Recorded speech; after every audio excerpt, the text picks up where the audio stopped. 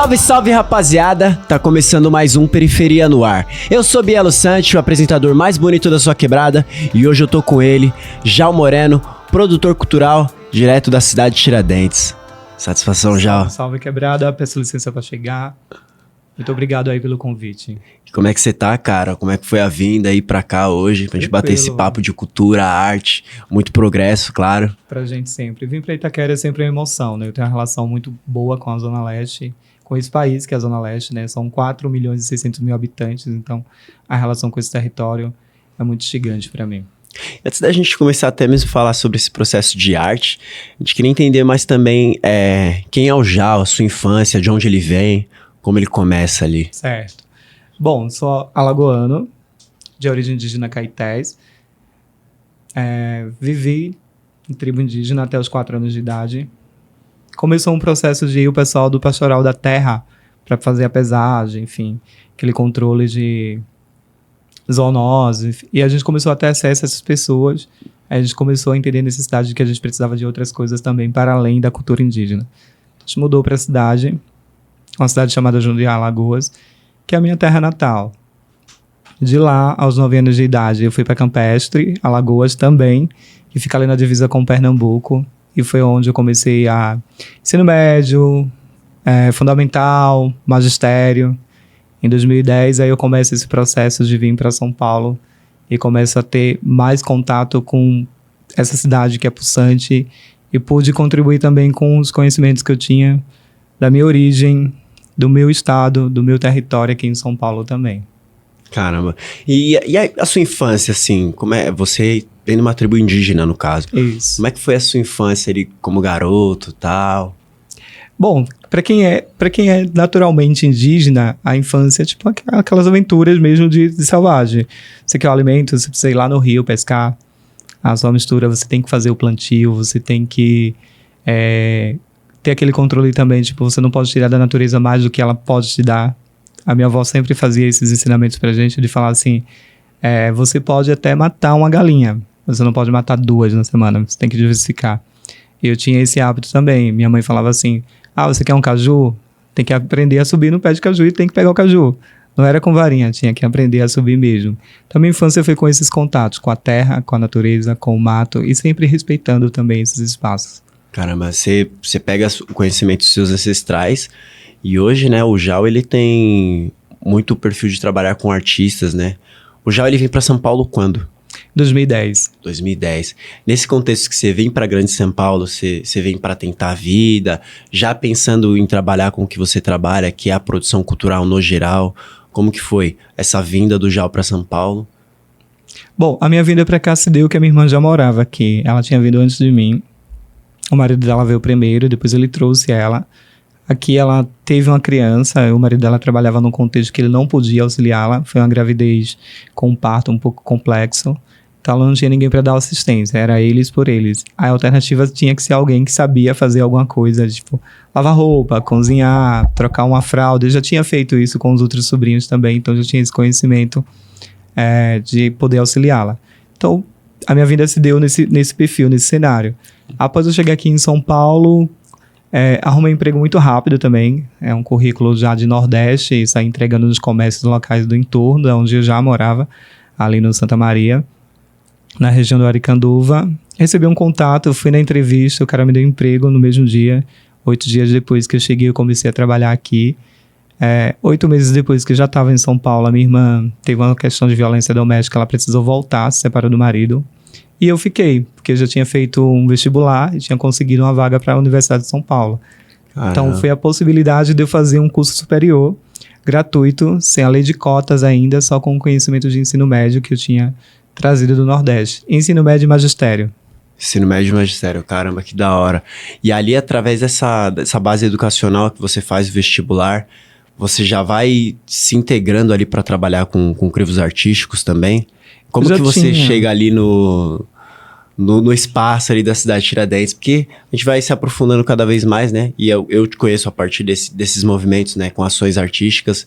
Você já, tipo, desde lá, pensava em trabalhar com isso? Na verdade, eu já fazia arte lá no Nordeste, né? Nordeste, a gente tem umas coisas que são muito peculiar da região. Primeiro que a gente tem quase um carnaval, que é o São João do Nordeste, é muito potente. Eu sempre fiz parte de apresentações artísticas no meu convívio escolar, né? Desde a época do Bros, do El Chan, Braga Boys, enfim. Tudo que era ritmo que viralizava nas rádios lá no Nordeste, a gente já fazia isso nas escolas de canas. Eu fiz, na minha adolescência, um curso de teatro na Fundarp, que é a Fundação de Arte e Cultura de Pernambuco. Morava em Alagoas, não deveria, mas eu tinha contatos também em outras cidades por causa desse convívio com as quadrilhas juninas e os campeonatos regionais de quadrilha. Então, a gente viajava muitas cidades do Nordeste e acabei criando essas conexões. Quando surgiu a vaga para o teatro na Fundarp, um amigo me emprestou o comprovante de endereço dele para eu conseguir fazer inscrição e poder estudar teatro lá numa cidade chamada Palmares, que é a capital da Mata Sul de Pernambuco. Aí foi daí que eu comecei a ter percepções de que eu era um corpo vazio, que eu podia ser vários corpos deste mesmo corpo. Eu poderia dar vida a vários personagens a partir da minha vivência com o teatro. Caramba, dali você começou a questão da atuação. Exato. Como que foi pra você esse processo de, tá aprendendo ali a questão da atuação? Você tem vários conhecimentos, né? Desde do corpo, do jeito. Como que foi esse processo ali, se integrando mais na arte de atuar, né, no caso? Certo. A primeira coisa que todo mundo pensa: vou fazer arte, sou tímido, não vou conseguir. Eu tinha isso também comigo, eu falava muito pra minha família: eu acho que eu tenho um rolê de timidez, não sei se vai dar certo. Me deram um texto pra fazer um monólogo, e a partir desse texto, aí falaram assim: opa, questionador, você tem alguma coisa que nos atraiu, a gente quer você. Eu percebi que o teatro, ele me fez perder o medo, a timidez, me ensinou muita disciplina também, me ensinou a ter muita responsabilidade com a arte e com fazer artístico, e a partir daí eu pude aplicar isso também hoje na vida. Na minha vida de gestor cultural, de produtor cultural, eu consigo aplicar elementos do teatro muito nisso. Na minha atuação agora com o território, as conexões que eu crio também. E quais que são as referências do Jal, assim? Minhas referências artísticas? Isso, pra todo Ariano mundo. Suassuna, Vitalino, quem mais? Aurélio, que é alagoano, que deu vida ao dicionário Aurélio, enfim. Tem vários atores, assim, que pra mim são referência. Eu tinha um professor de teatro chamado Washington, que ele fazia muita teoria da desconstrução. Primeiro pedido que eu fiz com ele, ele falou assim: tira a roupa, fica pelado. Aí eu falei: como assim? Do nada. Ele falou: você não é indígena? Você não era indígena? É algum problema? A arte, o corpo é instrumento para você fazer a arte. Se você tiver vergonha da nudez, você não vai conseguir entregar a arte. Aí, a partir disso, eu me senti provocado a começar a desconstruir também, entender que meu corpo é um instrumento de trabalho, que é a minha ferramenta principal de trabalho. Aí eu comecei a ter essas referências, e ele pra mim foi uma pessoa que me fez pulsar, me desafiava muito a ir além do que eu conseguia. Diante dessas aberturas, você foi construindo, né, cada vez mais personagens aí, né? Exato. Como que também foi essa relação da construção de cada personagem? Uma peça em específico que você fez, que você possa comentar mais profundamente? Tem duas que me marcou muito. Uma que eu dei vida a Vitalino, Vitalino Infância, e dei vida também a um boneco que Vitalino é considerado o mestre do barro lá em Pernambuco, é cararuense. Tem uma história muito bonita de Vitalino com a arte e a cultura de Pernambuco e as influências dele em Caruaru, Alto do Moura especificamente. A minha primeira peça, eu tive que dar vida a ele criança, e em um segundo momento, ele já como escultor. Então, fui ali um personagem que estava coberto de argila num palco para mais de 400 pessoas, pelado, mas só coberto de argila. Aí foi a desconstrução. Eu entendi por que ele me fez a provocação da nudez, e que esse momento também seria um momento de eu entregar a arte de um jeito diferente. Foi questionador, foi chocante para muita gente que viu a peça, mas ao mesmo tempo a galera aplaudiu de pé. Então eu senti que o resultado estava entregue. E uma outra peça que me marcou bastante também foi a que eu interpretei um vigário. Um vigário mesmo, que era vigarista, que usava a igreja para enriquecer, para pegar os dízimos, para outras finalidades. Profetas, né? Exato. Então essa foi uma das peças também que me fez sair dessa conexão do nu artístico, do nu que gera questionamentos, para ir para outra discussão social, né? Que é o que a gente discute muito, os dízimos, as obrigações religiosas, doutrinas, enfim. E eu fazia esse vigário que era um vigarista. E que tinha relações com outros franciscanos, paroquianos que também participavam dessa corrupção na igreja. Caramba, como um operador da arte, um artista ali no caso, o que você acha sobre a valorização da arte no Brasil? Agora eu tô sentindo que a gente tá voltando pro eixo, né? A gente mudou a presidência do país, a gente voltou até o Ministério da Cultura novamente, então a gente começa a entender a cultura como uma ferramenta realmente de transformação social, de colaboração. Eu sou uma experiência dessa, a cultura me fez ser o que eu sou hoje, a cultura me possibilitou ser o Jal que eu sou hoje, desde um Jal que não conseguia usar um tênis para ir para a escola porque incomodava os pés, a um Jal que hoje tipo sobe num salto 18 para fazer uma drag queen. Então a cultura foi me desconstruindo e também foi me moldando para ser o que eu sou. Eu acredito que agora, nesse momento, no Brasil, a gente, com a retomada do Ministério da Cultura, com a Margareth Menezes como ministra, uma mulher negra, potente, enfim, a primeira, inclusive, ministra negra do país, baiana, com toda uma bagagem, uma trajetória de um conhecimento, a gente volta de novo para os trilhos que a gente precisa para continuar seguindo aí. Caramba, esse processo que você falou do descalço ao salto 15 ali como uma drag. Como que é essa experiência de interpretar esse movimento e trazer isso, né, pra arte também? Esse rolê do Jal virar drag, ele começa ainda lá no Nordeste, né? Em 2004, 2005 e 2006, tinha um prefeito na cidade que ele fazia um bloco chamado Bloco das Poaras. O Bloco das Poaras nada mais era do que um bloco que os homens se vestiam de mulher. E o homem que estivesse sendo a mulher mais perfeitinha, ganhava um prêmio. Um ano específico era uma bis o prêmio. Eu falei, poxa, uma bis. Uma moto? Uma moto. Eu falei, interessante. Aí comecei a conversar com as minhas amigas de ensino médio e falar assim, me empresta um salto. Começava a provar as roupas e tal. Você vai conseguir andar nisso? Eu falei, consigo. Eu só consigo. Ah, mas é paralelepípedo, você não vai conseguir andar nisso no calçamento de rua. Eu falei, vou conseguir. Aí eu comecei a fazer os testes e eu falei, opa, agora. Aí todo aquele elemento, toda aquela preparação do teatro me fez também, possibilitou para essa construção. E eu não me considerava drag lá no Nordeste, né? Eu passei a me considerar drag depois que eu cheguei aqui em São Paulo, porque lá era poara. Depois de um tempo, com a chegada da internet, do sinal de celular, que na cidade não tinha nem sinal de celular, nem internet, então era internet de escada. Imagina, quem tinha internet, a escola, a prefeitura, um rolê muito caro, muito complexo.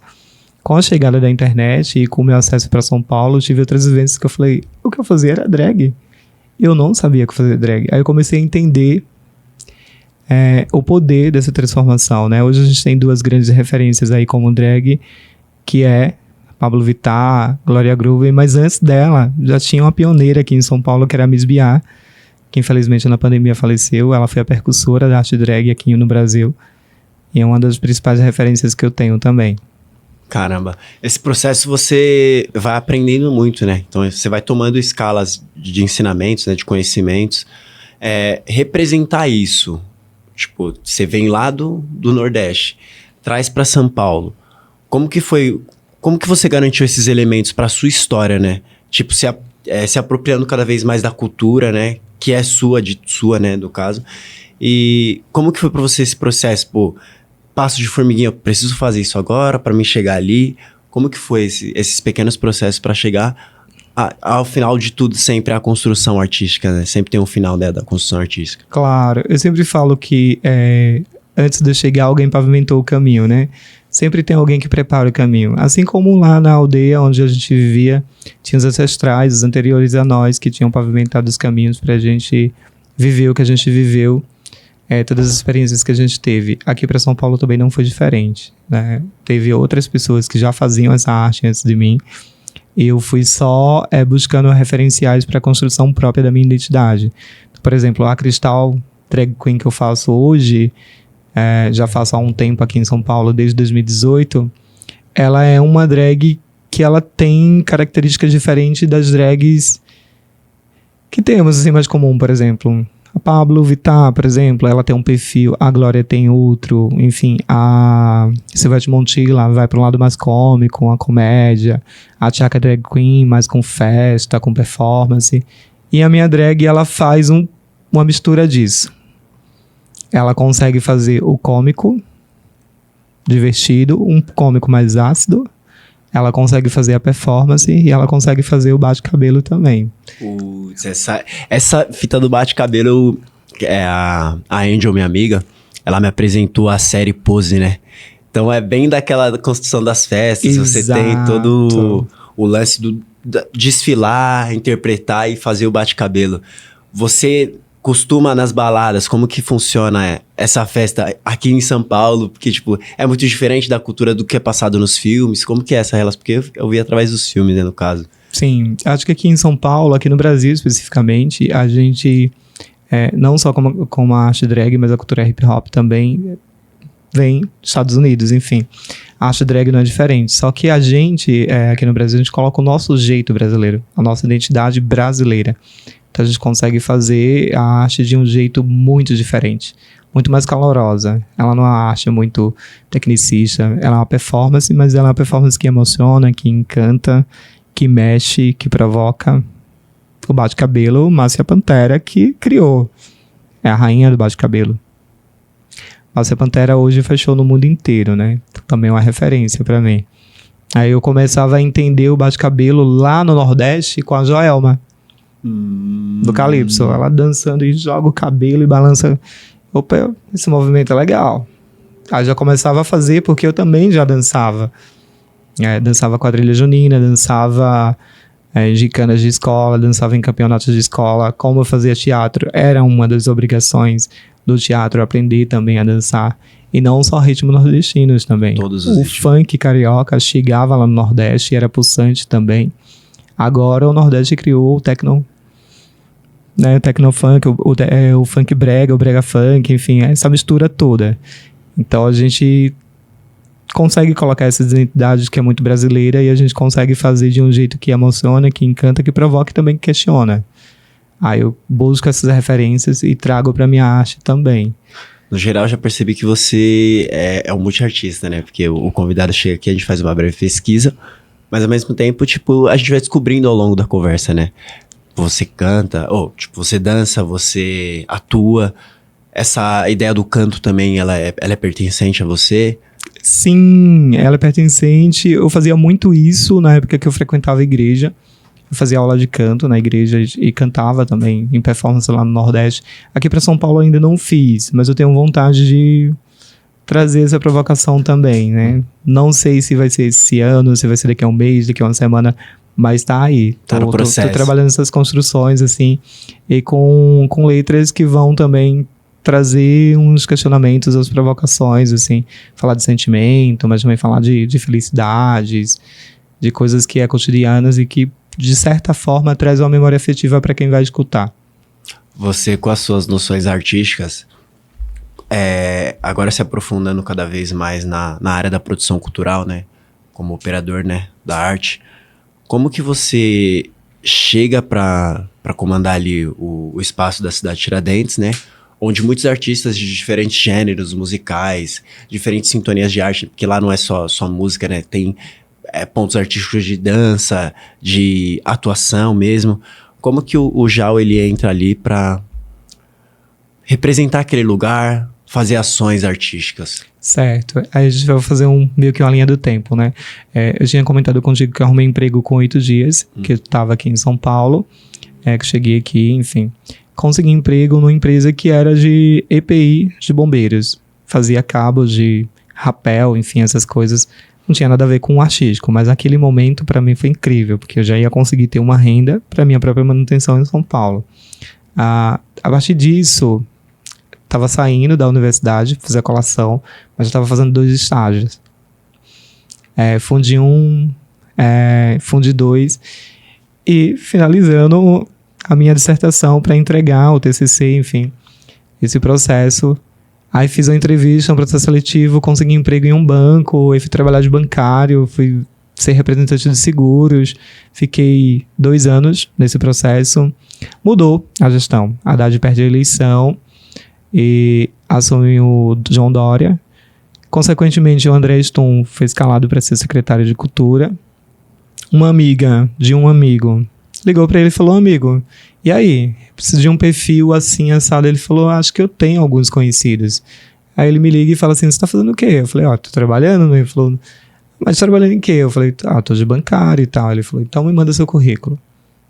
Aí eu mandei o meu currículo, um currículo ainda bem de Nordeste, nada a ver com São Paulo e tal. Aí ele falou assim: o cara marcou entrevista com você. Eu falei: putz, mano, logo agora, o dia que eu tinha que ir pro Nordeste, dia 19 de janeiro de 2017, eu tinha que voltar pro Nordeste pra ver minha família. Passagem comprada e tal, foi o dia.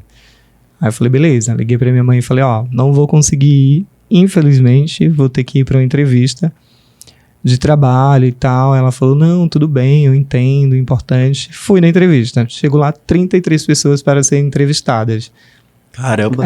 Eu falei assim: eu estou concorrendo com 33 pessoas. Aí me sai a assessora e fala assim: a entrevista vai durar 3 minutos. E foi exatamente 3 minutos de entrevista. Entrei, olá, tudo bem, seu nome? Vi aqui no seu currículo que você faz isso e isso, o que mais você faz? Aí eu comecei a explicar. Aí eu falei assim: olha, de onde eu vim, onde eu estou, o que eu pretendo propor e onde eu quero chegar. Você quer chegar junto nessa construção? Aí ele falou assim: não, mas eu que estou te entrevistando. Eu falei: mas eu estou te fazendo uma provocação. Se você for ser meu chefe e você me der condições de fazer as entregas que eu preciso fazer para o território que você está me propondo... Caramba, você ganhou Aí ali. ele falou assim: tá, beleza, qualquer coisa eu te ligo. Aí eu saí da entrevista, eu falei: não rolou, eu tava namorando na época, encontrei meu namorado lá no centro, ele falou assim: e aí, João? Eu falei: mano, eu acho que foi horrível a entrevista.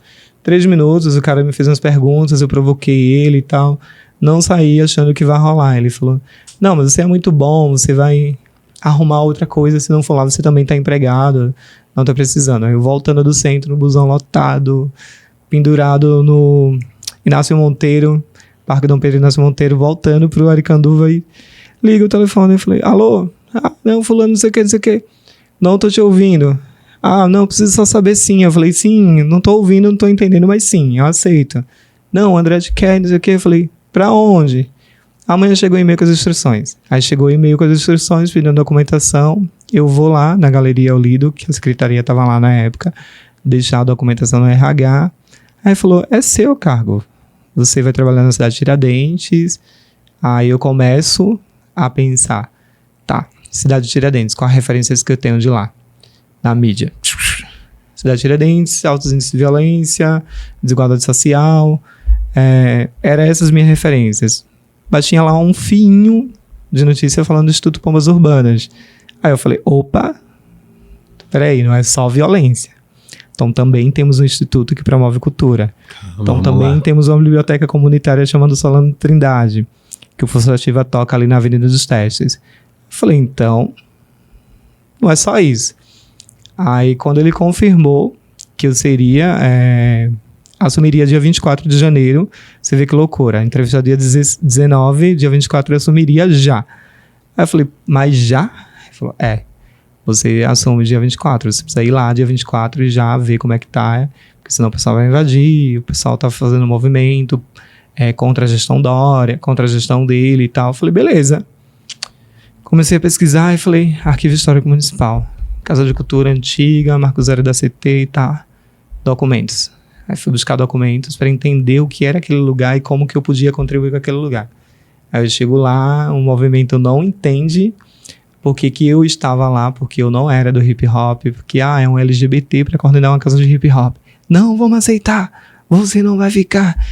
Me ameaçaram de morte, fizeram mutim, fizeram umas coisas. E eu falei: temos 2 caminhos. A gente conversou algumas vezes e todas as conversas foram bem calorosas. 2 caminhos. Ou vocês... escutam o que eu tenho para propor e vocês me colocam coisas que vocês também pensam para este espaço e a gente constrói juntos, ou a gente vai ficar tacando pedra um no outro e a gente não vai construir nada. E as pedrinhas a gente não vai conseguir construir nenhum muro, só muro. A gente não vai construir ponte. Era o que a gente deveria fazer. Aí o movimento falou assim, beleza, mano, vamos tentar aí, ver aí o que é que você vai fazer. Cheguei lá com mato na canela, na Casa de Cultura. Caramba. Fui recebido pelo vigilante e pela menina da limpeza falando que eu não podia entrar porque não tinha gestor. Eu falei, mas eu sou gestor. Eu estou chegando agora. Ele falou, ai, desculpa, não sei o que, ninguém passou nada. Eu falei, normal, fica tranquila. Aí comecei a fazer conexões com a subprefeitura e falar, ó, preciso do corte de mato, né? A Casa de Cultura vai reabrir e tal. Como que eu recebo o público assim? Ah, não pode fazer. Eu falei, mas se eu trouxer o João Dória aqui, como é que vocês fazem? Ele vai entrar com mato na canela? Aí mandaram a equipe fazer o corte no mesmo dia. Caramba. Você vê essa coisa de tipo assim, você já tá pedindo, talvez eu te atenda, não, mas não posso. Aí você falou o nome do prefeito que tava indo ou que podia ir, aí já mudou a configuração.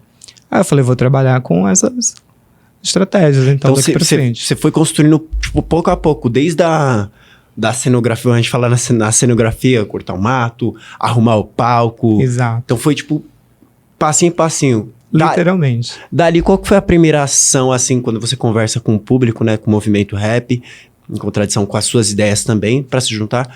Quando foi o primeiro evento, assim, que vocês fizeram? Como que foi? O primeiro evento que eles pediram para fazer foi uma reinauguração da Casa de Cultura Hip Hop, né? Primeiro que foi um processo muito recente. Haddad perde a eleição, mas ele constrói um plano municipal de cultura que institui a criação das Casas de Cultura Hip Hop. Aí como que o cara faz? Como é que ele constrói uma Casa de Cultura se ele perdeu a eleição? A chance dele fazer isso é tirar uma Casa de Cultura que já existe e transformar em hip hop, que foi o que ele fez. Aí ele pegou a Casa de Cultura Cidade Tiradentes, que já existia naquele espaço. A Maria do Rosário, a secretária da época, publicou uma portaria em 15 de novembro de 2016, transformando a Casa de Cultura Cidade Tiradentes em Hip Hop Leste. A mesma coisa na Zona Sul. A Cora Coralina, que era uma biblioteca, virou Casa de Cultura Hip Hop Sul. Aí teve esses contextos de transformação assim, para o movimento. Para o movimento hip hop, naquela situação, naquele contexto, foi assim, perdi a eleição, tá aí um cala-boca. Tô te dando alguma coisa para você não piar, pra você não chiar, para você não reclamar. Aí a comunidade começa a entrar em conflito. Porque falava assim, pô, mas será que eu vou ter a oficina de zumba? Será que eu vou poder fazer dance hall? Será que vai acabar? Aí eu chego nesses momentos que um me pede uma coisa, outro me pede outra, os movimentos brigando entre si, porque as coletividades têm essas conexões, mas tem discordâncias, e eu entendi também. O hip hop foi massacrado há muitos anos, pelo Estado, pela sociedade, e a forma, às vezes, deles se comunicar um pouco agressiva, no sentido mesmo de se proteger. Já tomaram tanta porrada do Estado e da sociedade, no sentido pejorativo, de falas, enfim, de preconceito, de estigmas, que eles se comunicam de um jeito mais agressivo. E eu já estava lá muito resiliente, muito em paz, para escutar, enfim, ambas as partes. Eu falei, beleza, que eu tenho uma demanda, que eu tenho outra, eu preciso unificar. Aí eu falo pro movimento, ó, e aí? O que é que eu faço com a senhora que quer fazer Tai Chuan? O que é que eu faço com a senhora que quer fazer dance hall? Preciso dar possibilidade para essas pessoas. Quem quer fazer técnica manual? E o cara que quer fazer o grafite? Vamos unificar? Será que não dá pra gente abraçar e ter tudo nesse espaço? Ele ser plural, ser diverso? Porque não tinha outro espaço pulsante lá na cidade de Tiradentes que conseguisse atender essas demandas. A gente está ali do ladinho do terminal, num lugar muito privilegiado de acesso, inclusive, diferente do Centro de Formação Cultural, que está bem mais distante, que tem 2 linhas de ônibus que acessam ali. Então, é um distrito com 15 subbairros que você precisa pegar ônibus para se locomover dentro dele mesmo. Então, é uma complexidade gigante. Aí o movimento entendeu e falou, não, beleza, mano, vamos ver, vamos sentindo.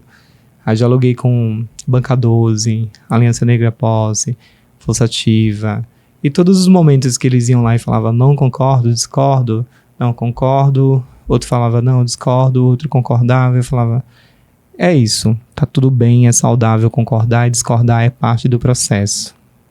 O meu papel aqui é tentar criar possibilidades para quem tá vindo. E eu falava muito para o movimento. Eu já, agora, tô adulto, daqui a pouco eu vou ser o idoso. E as crianças? E os jovens? Como que eu quero deixar esse espaço para quem tá vindo? O meu compromisso, a minha responsabilidade com o território era esse. É esse, né? É pavimentar o espaço para quem tá vindo, porque na minha instrução da tribo que eu vivia, alguém pavimentou pra gente viver lá. Alguém cuidou daquela terra. Alguém cuidou das plantas. Alguém semeou sementes ali. Pra gente ter uma floresta. Pra gente ter um rio. Então, Preciso manter trouxe um pouco dessa conexão também pra minha vivências como gestor público e como produtor cultural. Certo. Esse cuidado, esse zelo. Ali você vai, né, levantando cada vez mais, dito, a moral do espaço, né? Onde você traz diversos artistas, né? Sejam artistas independentes como artistas já de nomes estourados aí. Como que vem essa base da relação, né? Que isso quando você fala da questão da provocação. Trazer um artista independente, onde as pessoas, elas não... Tipo, a gente fala muito, o brasileiro, né? O Brasil em si, ele não valoriza a arte, ele valoriza as celebridades. Então, você traz um artista independente para fazer um show, para fazer algo, uma ação artística, e você traz um artista estourado. Muitas vezes como é que é o grau de recepção do público, né, dentro dessas relações? O artista estourado ou com o artista independente ali, ou o artista independente? A gente começou a pensar em possibilidades, como que a gente desenhava um formato que fosse ideal. A gente fez alguns testes, que obviamente não deram certo, mas é isso. Testes, você sabe que um teste ele tem margem para dar certo ou para dar errado, e a gente buscou aperfeiçoar conforme a gente foi testando. Ao longo dos anos, a Hip Hop Leste, ela foi aumentando só a demanda, né? Isso é uma coisa que eu falo direto para a gestão, para secretários que já passaram, que eu passei por eles passaram por mim, André Stum, Youssef, Hugo Pozzolo, as coordenadoras das Casas de Cultura, Priscila Machado, que é uma referência para mim, a Aurora, e agora a Josi Priscila. Quando aumenta a nossa família, o que é que a gente faz? A gente muda de casa ou a gente constrói um puxadinho. A Hip Hop Leste, ela precisa de um puxadinho, não, ela precisa de um puxadão. E é muito gente, assim, esse puxadão ou um outro espaço que consiga atender a demanda. Nessa perspectiva do que a gente começou a pensar, os artistas consagrados, ditos, que para mim isso é uma relação que... o que é consagrado? Para mim é muito utópico falar isso, mas enfim, no mercado de entretenimento... As falas são assim, consagrados e não consagrados. A gente costuma usar porque é um fenotipo do entretenimento mesmo. A gente começou a pensar assim, beleza, o moleque que está aqui na cidade de Tiradentes, as juventudes que estão aqui, teriam condições de pagar para ver o Kai Black, para ver o Kiano, a boate, de repente, sei lá, em Perdizes, na Lapa, na Barra Funda, não sei se teria. Eles não têm dinheiro muitas vezes para se deslocar no território. Então a gente começou a pensar em possibilidades. E se a gente aproximar essas pessoas dessas juventudes? Se a gente puder ofertar isso? A gente fez um teste primeiramente, coube na casa, com muita pressão, papa. Lotou, não comportou, a gente falou, já sabemos que a demanda existe e tal. E o que vindo? Aí o caos está orado na casa. A minha coordenadora, a Aurora da época, falou assim, já, você é louco? Eu falei, eu sei que eu sou. E eu acho ótimo que você também entende que eu sou louco e você às vezes autoriza as minhas loucuras, porque quem é artista, quem faz arte, ou ele se instiga a fazer um pouco além do que ele entrega, ou vai ser mais do mesmo. E eu nunca fui uma pessoa de querer entregar mais do mesmo. Eu quero entregar coisas que eu sei que o território merece, que a juventude merece, que eu consigo entregar e que é possível entregar porque eu tenho vontade e as pessoas têm também. A gente cria essas conexões. A gente falou, deu certo, foi um caos, mas a gente sentiu falta de colocar os nossos artistas. Porque eu falo, nossos são os nossos do território, da periferia. A gente falou, beleza. E o que vindo todo mundo conhece, primeiramente todo mundo conhece, tem uma galera... Se eu colocasse, por exemplo, o CTG Mob, quem conhece CTG? Algumas pessoas. Mas se 200 pessoas que estão aqui para ver o primeiramente também poder ver o CTG, e aí? Vai ser mais de 200 pessoas conhecendo o CTG. A gente começou a pensar em formatos possíveis. Algumas coisas que a gente desenha, a gente consegue colocar um consagrado abrindo a programação, já começa o evento lotado, e a gente vai intercalando os artistas locais do território no meio do evento do Line, outro consagrado no meio, pra galera não ir embora. Nossos de território também, depois. E a gente encerra com uma grande atração. A gente tinha feito esse formato, deu muito certo no ZL Trap Festival, que é um festival idealizado pela Casa de Cultura. Tá indo para o 3º ano, inclusive, entrou no calendário de eventos da cidade. E a gente falou, é isso. Aí quando a gente recebe uma programação montada, por exemplo, que é do mês de hip hop, a gente não consegue ter interferência. A gente consegue sugerir, falar, ó, o nosso formato é um formato que vocês já sabem que dá certo. Pode copiar, não é um problema, porque a gente não patenteia essas coisas. A gente está fazendo política pública, a gente vai compartilhando experiências. Deu certo? Deu certo? Deu errado? Como que a gente pode melhorar? E a política pública está sempre em constantes transformações, porque as pessoas são diferentes. Elas são diferentes com pensamentos, ideias e tal, e com gostos. Por exemplo, o pessoal que fala assim, mas mano, funk na hip hop lash. Funk na hip hop lash. Tem demanda pro funk lá. Temos 2 elementos no funk, que também são elementos do hip hop, o DJ e o MC, que estão nos 5 elementos do hip hop, que o pessoal fala muito de 4 elementos, mas a gente adicionou o conhecimento como um 5º elemento. Enfim. E o pessoal começou a entender e falar, pô, já faz sentido. É legal ver a galera vir aqui na casa e tal, essas juventudes aqui, e curtir o espaço, e cuidar do espaço, zelar do espaço, e saber que esse espaço pertence à comunidade, né? Quando a gente fala de espaço público, o pessoal fala, mas é público da prefeitura. Engano seu, público nosso. Eu faço sempre essa conversa com os munícipes que vão trocar ideia comigo, com os artistas e produtores. Público meu, seu, nosso. Prefeito muda, secretário muda, coordenador de Casa de Cultura muda. E isso aqui continua. Mas só continua se a gente ocupar e cuidar.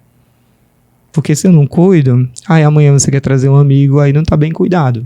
Você quer trazer uma criança para brincar no espaço da primeira infância e está quebrado. Quem quebrou? Aí o pessoal agora tem esse zelo de falar assim, pô, alguém tá mexendo, fazendo alguma coisa e fala assim, mexe não, pô, isso aqui é nosso, tá ligado? Que a Casa de Cultura é nossa, que a gente pode ocupar, que você pode trazer seu irmão, seu primo, enfim, seu namorado. A galera começou a ter essa consciência e o meu desafio é tentar proporcionar cada vez mais conforto, melhorar cada vez mais a programação para que essa comunidade continue ocupando e zelando do espaço. Top. A gente chega numa parte no programa que eu pergunto pro convidado uma música e aí você escolheu, né? Poema do Cazuza, né? E aí eu vou citar essa parte aqui da letra, né? Eu hoje tive um pesadelo e levantei atento. Há tempo eu acordei com medo e procurei no escuro alguém com seu carinho e lembrei de um tempo. Por que essa música representa tanto pra você? Pra mim, ela representa muito porque ela me descreve na essência, assim. Eu sou, junto com meus irmãos, a gente somos os 3 frutos de uma violência sexual. Minha mãe foi violentada pelo próprio pai dela, então os 3 somos filhos do nosso avô. O pai da minha mãe é nosso pai também, então essa música, ela me faz acordar atento todos os dias, ver a escuridão, mas também sentir a falta do carinho. A minha mãe, ela não conseguia dar afeto pra gente. Todas as vezes que ela olhava pra gente 3, acho que na memória dela era o sofrimento, a dor, a violência, enfim. Várias coisas, assim. Isso demorou um tempo pra gente saber disso. Ela só contou quando eu fiz 15 anos, enfim. Acho que ela sentiu que eu tava pronto mais ali pra saber. E é isso. Aí essa música, ela me traz essa reflexão de estar atento também, de ser diferente do que foi o meu pai para ela. Uhum. Hoje você se constrói cada vez mais, né? Na sua linha, o seu jeito, como você fala, como você se porta. Dá pra ver o cara intelectual que você é e a situação que você representa diante da arte, fazendo o que faz. O que o Jal, ele passa pros seus próximos, que no futuro você quer que as pessoas enxerguem assim como felicidade, como eu posso, que você é alguém que chegou lá e tem uma referência para vários. Sim. O que o Jal passa para as próximas gerações aí? Então, é isso. Eu tinha comentado de pavimentação, né? O Jal agora quer que as pessoas entendam que dá para pavimentar caminhos possíveis. Porque tem coisas que a gente foi esperar, assim, governos, gestão, não vai acontecer. Então a gente sabe que se a gente começar a fazer, vai causar um certo incômodo. E as pessoas vão falar assim, por que ele tá fazendo? Eu podia ter feito. Mas que atrevido. Tá fazendo assim, não pediu, não buscou autorização. E o meu rolê com os artistas, ele fala assim, vocês precisam entender que dá pra viver de arte. Eu vivo de arte 100% hoje. E eu falo pra eles muito isso, assim. Só que tem que querer. Tem 2 caminhos. Eu queria ser ator. Eu queria dançar a quadrilha junina. Mesmo com os questionamentos da minha família que falava que a arte não dava dinheiro, que ninguém vivia disso, que isso era coisa de vagabundo. Eu era o filho mais novo que dava mais trabalho nesse sentido para minha família, porque meu irmão tinha outro perfil, minha irmã tinha outro perfil, e o meu perfil sempre foi artístico. Eu sempre puxei pro perfil artístico, mas também eu sempre fui uma pessoa que sempre foi muito estudiosa. Eu queria ter possibilidades de conseguir concluir o ensino médio com 16 anos, ir para o magistério e concluir o magistério com 18 anos. Na minha cabeça eu já criava esse cronograma e foi um cronograma que eu consegui executá-lo com sucesso, assim. Tirava 9,5 em matemática, eu ficava bravo, porque eu queria o 10, porque eu tinha 10 em todas as matérias. E tinha porque eu me dedicava para ter. Então eu acho que tem coisas que dependem muito mais da gente querer do que do outro. Tem coisas que a gente depende de autorização de chefias, mas tem coisas que a gente consegue quebrar as regras às vezes. Eu, por exemplo, fiz isso recentemente. O ano passado eu quebrei uma regra que não podia ter sido quebrada, que foi o grafite na Casa de Cultura. A Casa de Cultura é tombada desde 2017. O DPH não autorizou, eu tinha estudado outros processos e vi que o DPH tinha autorizado grafite em outros espaços tombados na cidade. Eu falei, opa, mas como assim? Autorizou lá e aqui não? E o grafite que a gente fez na Casa de Cultura tem a ver com a história da Casa de Cultura. Não é uma coisa desconexa. Porque eu precisava contar essa história, artisticamente falando, no espaço que já foi uma fazenda escravista. Trazer Luiz Gama para a porta da Casa de Cultura, deixar ele logo na entrada ser o patrono da abolição, uma mulher indígena grafitada na parede, os bombes que traz essa evolução do picho pro grafite. Eu falei, eu preciso contar essa história. Não tem como. Então falo pra galera assim, dá pra fazer. Os que trocam ideia comigo e os que não trocam, que eu vou trocar ideia, eu falei, você quer viver de arte por hobby, mano? Você quer viver de arte porque você quer ser um artista. Ser artista não é só você gostar de cantar. Você tem que se dedicar pra você fazer. Eu tinha um professor de matemática que... eu vou trazer essa lembrança porque ele falava muito assim pra gente. Vocês, 45 aí, pra vencer vocês têm que ter dor. Aí eu falava, puta, eu vou sofrer. Vou ter que sentir uma dor pra ter sucesso. Aí depois ele começou a desconstruir o que era a dor. Ele colocou dor lá no quadro e começou a falar. O D que eu falo pra vocês é de disciplina, o O de organização e o R de responsabilidade. 3 palavras que eu trago muito no meu eixo de vida são essas 3 coisas. E aí adicionei uma outra que é o planejamento. Né? Eu olho muito para o futuro, ainda que ele seja utópico para mim, mas eu sempre olho pensando, o Jal daqui a 2 anos vai estar fazendo o quê? O que é que eu posso entregar? Como que eu posso melhorar? Que foi assim em 2017. Cheguei em 2017 na Casa de Cultura e eu pensava, daqui a 1 ano eu quero que essa casa esteja como? Como que eu posso fazer? Aí corre atrás de emenda, fiz um deck. Aí depois doação, container, espaço Casa Cor. Depois um palco. Aí veio a chuva, caiu uma árvore no palco, acabou com o palco. Eu falei, outras possibilidades. Aí comecei a cobrar da galera, conseguimos agora, nos eventos maiores, colocar palco mesmo. Um palco maior. Esse último evento que a gente fez, o Batidão Cultural, a gente conseguiu colocar o palco com uma ampliação para frente do palco. Então, tipo, ele ficou muito maior, deu um efeito visual muito bonito para o espaço. Então, as minhas ideias, os meus pensamentos são sempre esses, assim. Eu posso ter disciplina, organização, responsabilidade, mas eu também tenho que ter planejamento. Isso aqui é a parada já. Essencial. Se eu não não me planejar o que eu vou fazer amanhã, como que eu acordo, 6:30 da manhã eu vou correr, 7:30 eu tô em casa, 8:30 eu tô de banho tomado indo trabalhar, 9:30 eu tô no trabalho, ou 9:15. Depende do trânsito. Vamos que vamos. E é isso. Já, ó, você vai olhar para sua câmera agora, você vai falar dos processos futuros aí, específicos para 2024, e como você fala assim, da vida, né, do futuro. E depois que você terminar de falar, e aí falar suas redes sociais também, falar as redes sociais do projeto, a gente vai fazer um bate-pronto, que aí eu vou te perguntar uma parada, você vai me falar numa só. Beleza. Beleza? Tranquilo. Pode falar lá. Tá. O JAL do futuro.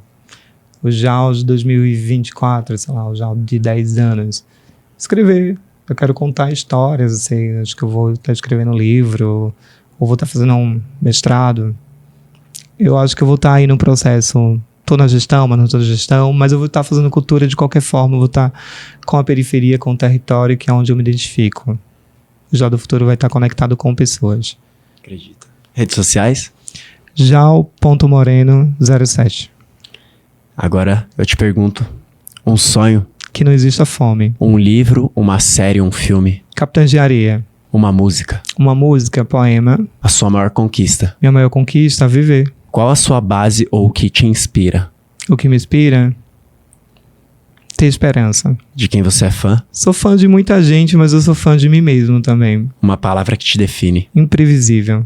Já, muito obrigado pela sua vinda aqui no Periferia no Ar. Espero que você volte para falar de mais projetos aí, pra gente bater um papo, colocar outras pessoas também, outros produtores culturais, a gente falar ainda mais de arte, trazer o movimento drag também. A gente quer montar uns editoriais aí também, né? Pegar uma semana, montar um editorial X, montar o editorial Y. Então, a gratidão trazer produtores culturais, trazerem artistas, operadores da arte, que fazem aquilo que amam e sentem no coração, tá bom? Uma satisfação imensa. Bora fazer arte. Bora fazer arte. Obrigado. Se você gostou dessa conversa, siga aí nas redes sociais e acompanhe os próximos episódios. De lá, Periferia no Ar.